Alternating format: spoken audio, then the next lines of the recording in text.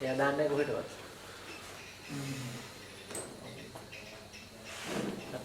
හරි පටන් ගන්නකො. පටන් ගන්නවා. පුළුවන්. ආයෙන සියලු දෙනාට සුබ දැසලා අද මාධ්‍ය හමුවේ කරුණු කිහිපයක් සම්බන්ධව සාකච්ඡා කරන්න බලාපොරොත්තු වෙනවා.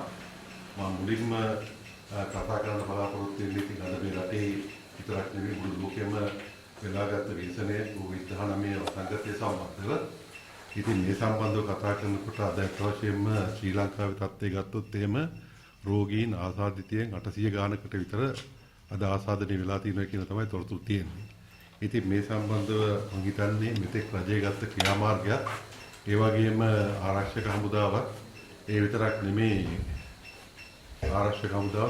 නෙමේ සෞඛ්‍ය ශාස්ත්‍රයට අදාළ සියලුම නිලධාරීන් ගත්තා වූ ක්‍රියාමාර්ගය සම්බන්ධව අපි එයාට අපි ගෞරවයක් ඒ වගේම ස්තුතියක් පිරිනමන්න ඕනේ.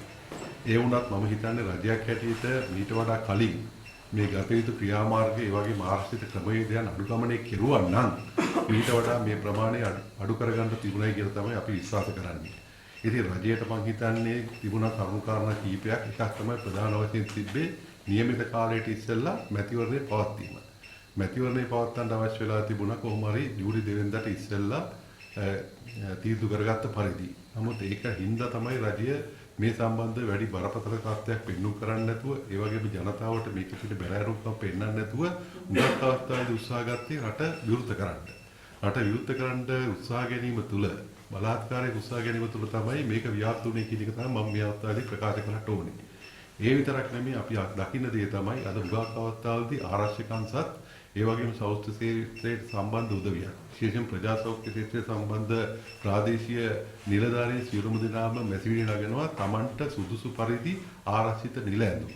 ඒ වගේම ආරක්ෂිත උපකරණ ලැබිලා නැති නිසා තමයි අපිට මේක නිසියාකාරව ජනතාව අතරට ගිහිල්ලා මේවා හොයලා බලලා මේවා කරන්න පුළුවන් කමක් නැත්තේ කියලා මැසිවිල්ලක් තියෙනවා.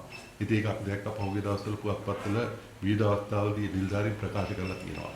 ඉතින් ඒකට හොඳම උදාහරණය තමයි නාවික හමුදාව.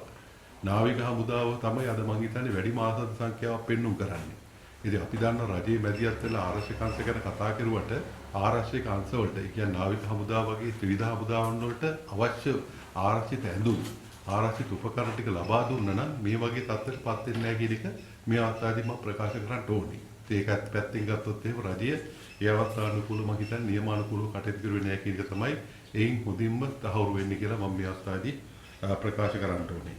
ඒ වගේම අදත් මම හිතන්නේ දැනටත් මම හිතන හැටියට ආණ්ඩුවේ මූලික න්‍යාය පත්‍රය වෙලා තියෙන මේ වසංගතය නැති කරනකොට වඩා ආණ්ඩුව බලාපොරොත්තු වෙන්නේ කොයි ආකාරයකින් හරි මැතිවරණය පවත්වන්න. ඉතින් මම හිතන්නේ මේ වෙලාවේ අපි කල්පනා කරලා බලන්න ඕනේ මැතිවරණයක් පවත්වන්න පුළුවන් සුදුසු වාතාවරණයක් තියෙනවද කියලා. මම හිතන්නේ ඔබතුමන්ලා මාධ්‍යවේදී හැටියට කල්පනා කරලා බලුව පොදුවේ මේ රටේ පුරවැසියෝ හැටියට අද මේ රටේ මේ තියෙන තත්ත්වයත් එක්ක අද වෙනකොට 800 ගාණක් මම හිතන 800ක් විතර ලැබිල් ආසාදිතයෙන් වාර්තා වෙලා තියෙනවා. ඒතකොට මෙවැනි තත්ත්වයක් තුළ රට විවෘත කරලා අපිට මැතිවරණයක් පවත්වන්න පුළුවන්ද කියලා තමයි කල්පනා කරන්න ඕනේ. ඉතින් අපි දැක්කා පහුගිය දවස්වල විවිධ දේශපාලනයෝ කිව්වා අපිට පෝලිං වල ඉන්න පුළුවන් නම් බැංකු පෝලිමේ ඉන්න පුළුවන් නම් එහෙම නැත්නම් සතොසේ පෝලිමේ ඉන්න පුළුවන් නම් ඇයි ඡන්ද පෝලිමේ ඉන්න බැරි කියලා. ඉතින් මේක මම හිතන්නේ කල්පනා කරන්න ඕනේ ඡන්ද පෝලිමේ ඉන්නවට අපි දන්නා මාස්ක් එක දාලා ඉවරලා මැතිවරණේ ඡන්ද දාන කාමරය ඇතුළට යන්න ඕනේ. ඒතර නිලධාරීන් ඉස්සරහා මුහුණු ආවරණය අපි ඉවත් කරන්න ඕනේ. මුහුණු ආවරණය ඉවත් කරනකොට ඒක සුදුසුද? ඒ වගේම අදාළ නිලධාරීන්ට කැමති වෙයිද? ඒ වගේම අද ඇඟිල්ල පාට කරන්න තියෙනවා, කාබන් ටික ගන්න තියෙනවා, තින්ත ගන්න තියෙනවා. ඉතින් මෙහෙම දේවල් ටිකක් කරලා මේ විතරනේ පවත්වන්න පුළුවන්ද කියන එක තමයි අද තියෙන ලොකුම ගැටලුව වෙලා තියෙන්නේ. ඉතින් මම දන්නවා ආණ්ඩුවට මොන ප්‍රශ්න තිබුණත් මේ ලෙඩුන් සංඛ්‍යාව වැඩි වුණත් මොන දේ වුණත් කමක් නැහැ. මේ අයගේ 3-2 සීනේ එහෙම නැත්නම් මැතිවරණය පැවැත්වීමේ සීනේ සැබෑ කරගන්න තමයි අද මේ කටයුතු කරන්න කියලා මම මේ අවස්ථාවේදී කියන්න ඕනේ. ඉතින් මම ඉල්ලා හිටිනවා රජේ මේක ගැන සැලකිලිමත් වෙන්න. විශේෂයෙන්ම අපි දන්නවා මේක අපිට අවශ්‍ය වෙනවා අපි විපක්ෂයක් හැටියට අපේ සියලුම සහයෝගය. විශේෂයෙන්ම අපි දන්නවා විපක්ෂයේ මැති ඇමතුරු සියල්ලම නායකයෝ සියල්ලම අත්සන් කළ ලිපිය ජනාධිපතිතුමාට දුන්නා. මේ වෙලාවේ මැතිවරණේ තියන්න එපා. මැතිවරණේ තියන්න සුදුසු කාලයක් නෙමෙයි. අපි අවශ්‍ය කරන සහයෝගය ලබා දෙන්න. අපි අවශ්‍ය කරන සහයෝගය ලබා දීලා අපිට පාර්ලිමේන්තුව කැඳවන ව්‍යවස්ථානුකූලව පාර්ලිමේන්තුව කැඳවුවට පස්සේ අවශ්‍ය කරන නීති රීති සම්පාදනය කරන්න මේ රෝගිය මඩින්න ඒ විතරක් නෙමෙයි පාර්ලිමේන්තුවේ අවශ්‍ය කරන මුල මුදල් අනුමත කරගන්න අවශ්‍ය කරන සහයෝගය කොන්දේසි විරහිතව ලබා දෙනවා කියන ඉවරලා ප්‍රකාශ කෙරුවොත් අපි දන්නවා. ඉතින් ඒ වුණත් රජයේ පැත්තේ කිසිම ප්‍රචාරයක් දක්වලා නැහැ. ඒ අය කරන්න බලන්නේ ව්‍යවස්ථානුකූලව ඒ වගේ විරෝධීව අද මැතිවරණයේ තියෙන පත්වෙට මේ රට පත් කරන්න සූදානම් වෙලා තියෙනවා. ඒ අපි නැවත වරක් රජයේ ගිල්ලා හිට කැමති. මොකද අපි දන්නා මේ රටේ නීතිය, අධිකරණේ මේ හැම එකක්ම තියෙන ව්‍යවස්ථාව උඩ. ව්‍යවස්ථාවක් නැත්නම් රටකට පැවැත්මක් නැහැ, පාලනයක් නැහැ. ඒතකොට මේ ව්‍යවස්ථාව ආරක්ෂා කිරීම මගින් තියෙන අපි හැම පුරවැසියාගෙම පක්ෂපාත ભેදයෙන් තොරව මේ පුරවැසි හැම කෙනාගේම විශාල අයිතියක් වෙනවා මේ සියලුම දෙනාම මේ ව්‍යවස්ථාව රකින්න එක. ව්‍යවස්ථාව යම් හේකින් කවුරු හරි මේක කඩන්න උත්සාහ කරනවා නම් මේ ව්‍යවස්ථාවට විරුද්ධ වැඩ කටයුතු කරනවා නම් මම හිතන්නේ මේක ලොකු වැරදි පූර්වාදර්ශයක් ඉදිරි අනාගතයේ පරපුරට ලබා දෙනවා කියන එක තමයි මම කියන්නේ. ඒ නිසා මේ අවස්ථාවේ ජනාධිපතිතුමාගෙන් අපි ඉල්ලා හිටින්නේ ව්‍යවස්ථා විරෝධී කටයුතු කරන්න එපා. මේ රජයේ මේ රටේ අධිකරණයේ නීතිය සියලුම දේවල් රැඳී සිටින්නේ ව්‍යවස්ථාව මත. ඒ ව්‍යවස්ථානුකූලව කටයුතු කරලා පාර්ලිමේන්තුව නැවත කඳවන්න, ඒ වගේම ප්‍රමාණවත් කාල සීමාවක් දෙන්න මේ රෝගය වර්ධනය කරලා පාර්ලිමේන්තුව කැඳවන්න. අනික් කාරණා මම තව එකක් කියන්න ඕනේ විශේෂයෙන්ම පාර්ලිමේන්තුවේ නවක මන්ත්‍රීවරයෙක්ට තමයි පත් වෙලා ආවේ. ඉතින් අද හුඟක් වෙලාවට මේ මැතිවරණයේ පාර්ලිමේන්තුව කැඳවන්න කියනකොට නොයෙකුත් දේවල් සමාජ වෙබ්බඩ විහරහ ඒ වගේ විවිධ මම දැක්ක පෞද්ගලික දවස්වල මේ මාධ්‍ය හරහා විවිධ ප්‍රකාශ නිකුත් කරනවා විවිධ අය විසින්. ඒ වගේ මැති අමතුරු සමහරු කියනවා මේ පාර්ලිමේන්තුවේ නැවත කැඳවන්න කියන්නේ මේ විශ්‍රාම වැටුප ලබා ගන්නයි කියලා. ඒක මම හිතන්නේ සම්පූර්ණ වැරදි කතාවක්. මොකද මමත් ඒ වගේ මම රෝහිණී කවිරත්න අපේ മന്ത്രിතුමියත් මේ අවස්ථාවේ දන්න අපි නවක මන්ත්‍රීවරු හැටියට ආවේ. අපිට කිසිසේත්ම මේ පාර්ලිමේන්තුවේ විශ්‍රාම වැටුප ලබා ගන්න කියලා විල්ලා පාර්ලිමේන්තුව කැඳවන්න කියන අවස්ථාවක් නෙමෙයි. අපි දන්නවා පාර්ලිමේන්තුව දැන් නැවත වරක් කැඳවුවා මාස දෙකක් අහිමි වෙලා තියෙනවා. අපි දන්නවා සැප්තැම්බර් මාසෙ වෙනකන් ගියත් වෙන්නේ අවුරුදු 5 සම්පූර්ණ වෙන්නේ නැහැ. මොකද අවුරුදු 4යි මාස 10ක් වෙන්නේ ඒ වෙනකොට. ඒ කියන්නේ එතකොට මේ පාර්ලිමේන්තුව නැවත කැඳෙව්වත් මේ නවක මන්ත්‍රීවරුන්ට විශ්‍රාම වැටුපේ හිමිකමක් ලැබෙන්නේ නැහැ කියන එක මම මේ අවස්ථාවේදී කියන්න ඕනේ. ඒක අනිවාර්යයෙන්ම සඳහන් කළ යුතු වෙනවා. නැත්නම් වැරදි මතයක් මේ රටේ නිර්මාණය කරන්න හදනවා. මේ පාර්ලිමේන්තුව කැඳවන්න හදන්නේ මේ ඉන්න විශ්‍රාම ලති මන්ත්‍රීවරුන්ගේ විශ්‍රාම වැටුප හදාගන්න කියලා. දැන් අපි පැහැදිලිවම කියලා තියෙනවා අපිට විශ්‍රාම වැටුපත් එපා. ඒ වගේ වැටුපුත් අපිට එපා. දීමනාත් අපිට එපා. පාර්ලිමේන්තුව කැඳවලා ව්‍යවස්ථානුකූලව කටයුතු කරන්න කියන එක තමයි අපි මන්ත්‍රීවරු හැටියට ඉල්ලා හිටින්නේ කියලා මම මේ අවස්ථාවේදී කියන්න ඕනේ. අනිත් කාරණාව තමයි අද හුඟක් තව එකක් කියනවා. අපි දන්නා අද රටේ මුදල් අර්බුදයක් ගැන කතා කරනවා. මම පැහැදිලිව කියන්න ඕනේ ඊයේ ප්‍රකාශයක් කෙරුවා මුදල් අමාත්‍යාංශයේ ලේකම් හැටියට පී.බී. ජයසුන්දර මැතිතුමා රජයේ සේවකින්ට වැටුප එහෙම නැත්නම් එතුමාගේ වැටුපේ එයාගේ වැටුපෙන් අඩක් රටේ මුදල් අර්බුදයක් තියෙනවා ඒක පරිත්‍යාග කරන්න කියලා. ඒ කියන්නේ එතන පිළියරන් තියෙනවා මේ රටේ ආර්ථික හසුරුවන්න උගන්වන්න හැකියාවක් ලැබිලා නැහැ. ඒ වගේම ආර්ථික ශක්තිය මුණ දෙන්න වැඩ පිළිවෙලක් නැහැ. ඒ වගේම විදේශ රටින් ලැබිච්ච ආධාර වලට මොකද උනේ කියලා කියන්න පුළුවන් කමක් නැහැ. ඒවා වියදම් කරපු ආකාරය කියන්න පුළුවන් කමකුත් නැහැ. ඒකට තියෙන හොඳම උදාහරණය තමයි මේ රජයේ සේවකයෙක්ගෙන් වැටුප් එහෙම නැත්නම් වැටුප ඉල්ලන එකත් ඒ වගේම වැටුප් භාගයක් ඉල්ලන එකත්. මම කියන්න කැමති මේ ලාවේ මං හිතන්නේ රජයේ සේවකින්ගෙන් මේ වැටුප ඉල්ලනට වඩා දැන් කැබිනට් එකේ 20ක් ඉන්නවා. දැන් කැබිනට් එකේ මැති අමතර 20ක් ඉන්නවා. ජනාධිපතිතුමා ඉන්නවා. ඒ වගේම අග්‍රාමාත්‍යතුමා ඉන්නවා. මේකට හොඳයි පුළුවන් ආදර්ශයක් දෙන්න තිබුණ හරිනම් මේ මාස දෙකක් තුනක් දැන් මේ තනතුරු දරනවා. මේකට තිබුණා මේ මුළු ගත්ත මුදල අපි නැවත වරක් රජයට දෙනවා. අපි මේ ලාවේදී රජයේ ජනතාවට එහෙම නැත්නම් මේ සුළු වැටුපක් ගන්න රජයේ සේවකයට අපි මේ බර දෙන්න අවශ්‍ය නැහැ. අපි ආදර්ශමත් වෙනවා. අපි මේ සියලුම වරප්‍රසාද අපි ඉන්ධන දීමනාවල වැටුප් මේ හැම එකක්ම අපි රට වෙනුවෙන් පරිත්‍යාග කරනවා කියලා ආදර්ශයක් දෙන්න තිබුණා. නමුත් ඒ කිසිවක් ඒගොල්ලෝ කරලා නැහැ. හැම අවස්ථාවෙම අපි දන්නවා විශ්‍රාම වැටුපත් අරගන්න සමහර මැති අමතුරු ඉන්නවා. ඒ වගේම ඒතුමා දැනට ලබා දෙන වැටුපත් ලබා ගන්න මැති අමතුරු ඉන්නවා. ඒ නිසා මම ඉතාමත් කනගාටු වෙනවා. මේ අවස්ථාවේදී රජයේ සේවකයෝ බොහොම අමාරුවෙන් ජීවත් වෙන වෙලාවක්. ඒ විතරක් නෙවෙයි මුළු රටේම ජනතාව අමාරුවෙන් ජීවත් වෙන වෙලාවක්. ඉතින් ඒ ඇයට මේ සම්බන්ධව මම හිතන්නේ ඉල්ලීමක් කිරීම කිසිසේත්ම සාධාරණ නැහැ කියලා මේ අවස්ථාවේදී මම කියන්න ඕනේ. ඒ වගේම අනික් කාරණාව තමයි ජනතාවට ලබා දෙන සහන සම්බන්ධව. ජනතාවට ලබා දෙන සහන සම්බන්ධව ගත්තොත් එහෙම අපි දන්නවා දැන් මේ වසංගතයේ ඇවිල්ලා මේ රටේ දැන් මාස දෙකකට කිට් වෙනවා. මේ වෙනකන් ජනතාවට කියලා සහනයක් කියලා දුන්නේ රුපියල් 5000 දීමනාව පමණයි.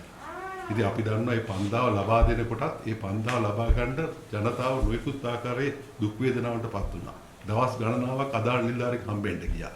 මම හිතන්නේ පෝලිං වල ගත කරලා තමයි රුපියල් 5000 ලබා ගන්න කටයුතු කෙරුවේ. ඒකෙත් අපි දන්නවා දේශපාලන බලපෑම් සිද්ධ වුණා කියලා තමුන්නාසලා අපි කවුරුත් දන්නවා.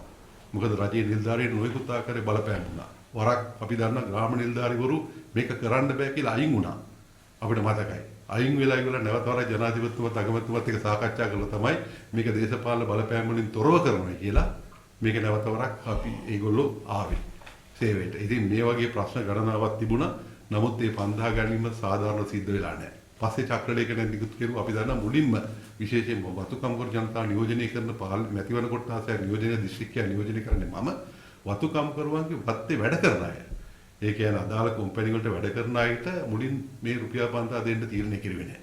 ගිය සතියේට ඉස්සල සතියේ තමයි චක්‍රලේඛනයක් කියුවේ වතුවල සේවය කරන කම්කරුවන්ටත් ඒ වගේ මැගලුම් ක්ෂේත්‍රයට සම්බන්ධව වැඩ කරන අය ඉන්නවනම් ඒ අයට දෙන්න කියලා. ඊට ඉස්සලා තිබුණේ නැහැ. ඉතින් ඒ අයට මේක දෙක දෙනකොට දැන් ඒ අය කියනවා මේ සම්බන්ධව හොයලා බලලා අපි කොටසකට දීලා තියෙනවා. නමුත් අනිත් කොටස දෙන්න මුදල් නැහැ කියලා තමයි අදාළ නිලධාරීන් අපි අහුවාම ප්‍රකාශ කරන්නේ. ඉතින් එතනත් මම හිතන්නේ වතු ක්ෂේත්‍රයට සම්බන්ධ ඒ කම්කරුවන්ට ඒ වගේම ඇඟලුම් ක්ෂේත්‍රයට සම්බන්ධ කම්කරුවන්ට ලොකු අසාධාරණයක් ඒ තුලින් සිද්ධ වුණා කියලා මම මේ අවස්ථාවේදී මතක් කරන්න ඕනේ. අනෙක් කාරණාව තමයි විශේෂයෙන්ම මේ වෙලාව අපි කතා කරන්න බලාපොරොත්තු වෙන තව එක කාරණාවක් කියලා මම නතර කරනවා. මොකද මූලික වශයෙන් අපි දන්නා පහුගිය දවස්වල විවිධ මාධ්‍යමකින් අපි දැක්කා විදේශගත වෙලා ඉන්න අපේ රටවිරුවෝ.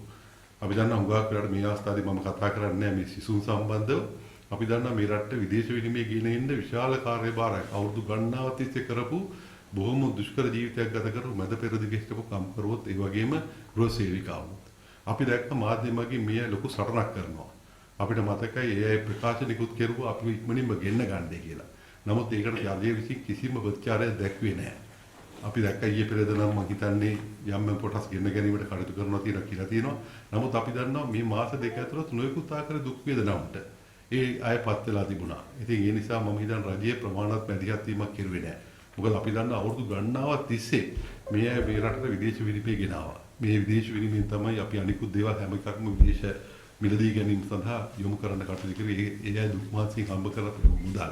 ඉතින් අපි දැක්ක නොයෙකුත් මාධ්‍යමගේ විවිධ මැතිවතුරු නොයෙකුත් ගැරහීම් කෙරුවා. මේ නීති අනුකූලව නෙවෙයි ඉන්න අය. ඒ වගේ වෙනත් කාර්යවල හිටපු අය. නමුත් ඒ අය අපි දන්නා මොන දේ කෙරුවත් මේ රටට බරක් නෙවෙයි. කටයුතු කරපු ජනතාවක් තමයි මැද පෙරදිග හිටියේ. ඉතින් මේ වගේ පිරිස් ටික ගෙන්න ගැනීමට රජයේ දැක්විය ප්‍රත්‍යාරය ඉතාමත් කනගාටුදායකයි. ඒ නිසා අපි ඉල්ලා හිටින්නේ මේ හැම කෙනාගේම මේ වගේ අය රට විරුව ගැන කතා කරන්නේ මැතිවරණ කාලෙදි විතරයි. අපිට මතකයි ජනාධිපතිවරණ වෙලාවේදී මේ පිටරට ඉන්න උදවිය ගැන බොහොම අය කතා කරනවා. ඒ අය මේ රටට ගෙන්න ගන්න ඕනේ කොහොම ඡන්දේ පාවිච්චි කරන්න ගෙන්න ගන්න ඕනේ කොහොම. නොයෙකුත් දේවල් කෙරුවා. ඉතින් මෙහෙම කරපු මිනිස්සුන්ට සලකපු ආකාරය ගැන කිසිසේත්ම සෑහීමටපත් වෙන්න බෑ. ඒ වගේම අපි දන්නවා මේ අය ගෙන්න ගන්නකොට අධික මුදලක්. සාමාන්‍ය ඉන්දියාවට අපි දන්නවා ඒ කාලේ යනකොට එහාට අප් ඇන්ඩ් ඩවුන් කියන්නේ ගමන ගිහිල්ලා ආපහු එන්නත් ගත්තේ රුපියල් 50000ක විතර මුදලක් සාමාන්‍ය දිල්ලි වල මම එක උදාහරණයක් කියන්නේ. දිල්ලි වලට යන්න. නමුත් මේ අයගේ රුපියල් ලක්ෂයකට එහා මුදලක් අය කරපු අවස්ථාවල් තියෙනවා. ඒ වගේ වෙනත් රටවලින් එනකොට එංගලන්තයෙන් එනකොට මම දන්නා තරමින් ලක්ෂ 2.5 3ක විතර මුදලක් අය කරන්න කටයුතු කරලා තියෙනවා. ඒක සාධාරණ නැහැ කියලා මේ අවස්ථාවේදී මම කියන්න ඕනේ. ඉතින් මේ වගේ අකටයුතුකම් රාශියක් පහුගිය කාල සීමාව තුළ රජයේ පැත්තෙන් රට විරෝධ කරේ. ඉතින් මම ඉල්ලා හිටින්නේ රජයේ විසින් මේ අය ගැන ඊට වඩා සානුකම්පිත වරන්න ඕනේ. මොකද අපේ රටට ලොකු විදේශ විනිමයක් ලබා දෙන්න කටයුතු කරන ජනතාවක් ඉන්න ඒ අය වෙනුවෙන් ඊට වඩා අපේ අවධානය යොමු කරන්නයි කියලා අපි මේ අවස්ථාවේ රජයෙන් ඉල්ලා හිටින්න කැමතියි. ඒ නිසා මම ඒ කරුණු කීපය සම්බන්ධව තමයි මුලින්ම මේ අදහස් දක්වන්න බලාපොරොත්තු වෙන්නේ. ඔබතුමාලාගෙන් මම ඉල්ලා හිටිනවා මේ මෙතුමිය කතා කරන්න ඉස්සෙල්ලා අපි මම කතා කරපු දේවල් සම්බන්ධව යම් කිසි ප්‍රශ්නයක් තියෙනවා නම් යොමු කරන්නයි කියලා.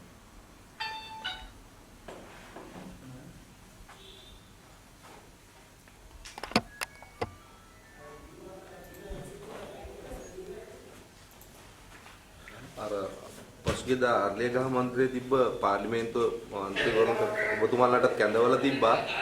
ඇයි ඔබතුමාලා ඒකට සහභාගී වුණේ නැත්තේ? නෑ ඒකට සහභාගී වෙන්න අපි තීරණය කරගත්තේ නැත්තේ සියලුම පක්ෂ නායකයින් එක්ක අපේ පක්ෂයේ නායක සජිත් ප්‍රේමදාස මැතිතුමා ඇතුළු ජ්‍යෙෂ්ඨ නායකයොත් එක්ක අපි සාකච්ඡා කෙරුවා. ඒ අවස්ථානුකූලව අපි කතා කරුවේ මේක පළක් නැති වැඩක්. මොකද මීට ඉස්සෙල්ලා වාරවල් දෙකක් සජිත් ප්‍රේමදාස මැතිතුමා විවිධ විපක්ෂ සම්බන්ධ දේශපාලන පක්ෂ වලින් ගිහලා සාකච්ඡා පැවැත්තුවා. මේවා සංගතේ මර්ධනය කරන්නේ කොහොමද? ඒ වගේ අනිකුත් දේවල් වලට අපි මුහුණ දෙන්නේ කොහොමද කියන එක. ඉතින් ඒවා සම්බන්ධ ලොකු ප්‍රචාරයක් ලැබුණේ නැහැ. ඒ නිසා අපිත් මේක තවත් නිෂ්පල සාකච්ඡාවකට අපි දැක්කේ. අපි දිගින් දිගට ඉල්ලීමක් කරුවේ නීති අනුකූල භාවයක් තියෙන රැස්වීමක් දෙන්න. මොකද පාර්ලිමේන්තු මන්ත්‍රීවරු හැටියට පාර්ලිමේන්තු රැස්වෙන්න ව්‍යවස්ථාවෙන් අවශ්‍ය ප්‍රතිපාදන සැලසීලා තියෙනවා. ඒ නිසා අපි දිගින් දිගට ඉල්ලීම් කරන්නේ පාර්ලිමේන්තු රැස්වීම තියන්න. එතෙන්දී මීට වඩා ප්‍රායෝගික ලෙස ඊට වඩා හොඳ තත්ත්වෙන් අපේ ජනතාවට සේවය කරන්න පුළුවන් හොඳ අදහස් උදහස් ටිකක් උමාරු කරගෙන අපිට යම්කිසි වැඩ පිළිවෙලක් ක්‍රියාත්මක කරන්න පුළුවන්. ඒකයි අපි ඊයේ නැත්තේ. තවත් එකක් මම කියන්න ඕනේ විශේෂයෙන්ම අද මම හිතන්නේ ඔය පක්ෂයේ මන්ත්‍රීවරුන්ට නොයෙකුත් ආකාරයේ චෝදනා එල්ල වෙනවා. අපි දැක්කා නලින් බණ්ඩාර අපි හිටපු නියෝජ්‍ය අමාත්‍යතුමාට චෝදනාවක් එල්ල කරලා තියෙනවා. එතුමාගේ නිවසේ මම හිතන්නේ නීති විරෝධී මත්ද්‍රව්‍ය ප්‍රමාණයක් හම්බෙලා තියෙනවා කියලා. ඉතින් මම කියන්න ඕනේ අත් වශයෙන් මේක තනිකර අමූලික මේ සත්‍යෙන් තොර බොරු චෝදනාවක් ඇට තමයි අපි දකින්නේ. මොකද මේ අවස්ථාවේදී අපේ පාර්ලිමේන්තු මන්ත්‍රීවරු නොයෙකුත් ආකාරයේ ක්‍රමමාර්ගින් මර්ධනය කරන්න උත්සාහ කරනවා. මේකෙදි අත් වශයෙන්ම සිද්ධ වුණේ නලින් බණ්ඩාර මන්ත්‍රීතුමා තමුන්නාසලා අපි දන්නවා එතුමාට අයත් කුරුණෑගල නිවසක් කුරුණෑගල මහරෝලේ අපේ වෛද්‍යවරුන්ගේ ප්‍රයෝජනය සඳහා ලබා දෙන්න කටයුතු කෙරුවා. ඉතින් මේක මම හිතන්නේ සමහරක් අවස්ථාවලදී ආණ්ඩු පක්ෂයේ දේශපාලන නායකින් මේ ප්‍රදේශවල ඉන්න අයට මේක සම්බන්ධ ලොකු කැමැත්තක් තිබුණේ නැහැ. ඒ නිසා නොයෙකුත් ආකාරයෙන් අපි දැක්ක උද්ඝෝෂණ කරනවා. ඉතින් මේකේ යමක් තවත් එක්තරා පියවරක් හැටියට තමයි එතුමාගේ නිවස සෝදිසි කරලා තිබුණේ. එතුමා කියන ආකාරයට ඒ නිවස 2012 ඉඳන් එතුමා පාවිච්චි කරලා නැහැ. ඒ නිවස බාර දීලා තිබිලා තියෙන එක්තරා පුද්ගලයෙකුට බාර දීලා තියෙනවා බාරකරුවෙක් හැටියට. ඉතින් මේ බාරකරුවා කරන කියන දේවල් එතුමාට පැය 24වත් එහෙම නැත්නම් දවස පුරාම නිරීක්ෂණය කරන්න පුළුවන් කමක් නැහැ. ඒ නිසා අනිවාර්යයෙන් මම හිතන්නේ පොලිසියනුත් ප්‍රකාශ කළ දෙනා ඒ අදාළ පුද්ගලයාට හැපදීලා තියෙනවා. පොලිසියෙන් ප්‍රකාශ කරලා තියෙනවා නලින් බණ්ඩාර හිටපු නියෝජ්‍ය අමාත්‍යතුමාට කිසිම සම්බන්ධයක් මේක තුල නැහැ කියලා. අනිත් චෝදනාව තමයි මම හිතන්නේ මේ දවස්වල අපේ සමාජ වෙබ් අඩවිලත් යන කාරණාවක් තියෙනවා.